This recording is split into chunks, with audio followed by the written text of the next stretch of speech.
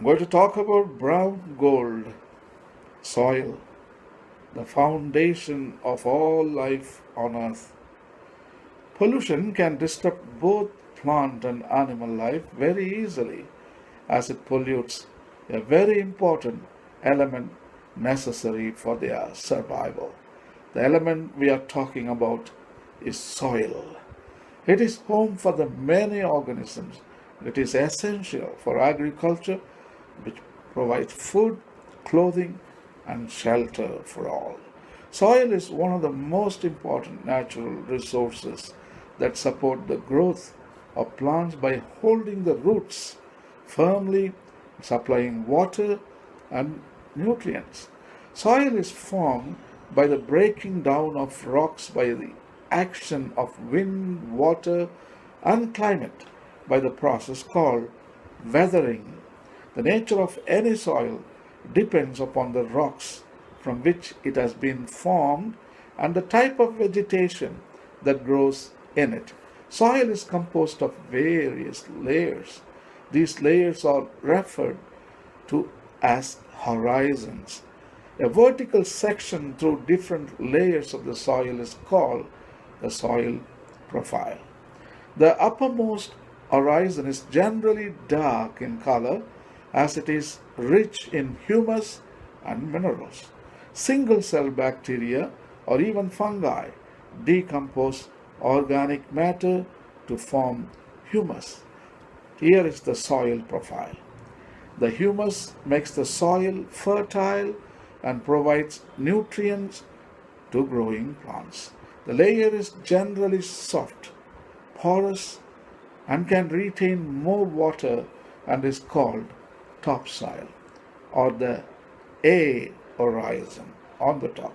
The next layer beneath it has a lesser amount of humus but more of minerals. The layer is generally harder and more compact and is called the B horizon or the middle layer. The third layer is the C horizon, also known as regolith, which is made up of small lumps of rocks with cracks and crevices. Then the last layer at the bottom is called R horizon. The last layer of soil called bedrock or R horizon. This layer is hard and difficult to dig with a spade and forms the bottommost and biggest layer of the soil. The best topsoil for growing plants is loam or loamy soil. Loamy soil is a mixture of sand, clay, and silt. Silt occurs as a deposit in riverbeds. The size of the silt particles is between those of sand and clay. The loamy soil also has humus in it. It has a right water holding capacity for the growth of plants. Different types of soils are found in different parts of India. In some parts there is clay soil, in some parts there is loamy soil, while in some other parts there is sandy soil. Soil is affected by wind, rainfall, temperature, light, and humidity. These are some climatic factors which affect the soil profile and bring changes in the soil structure.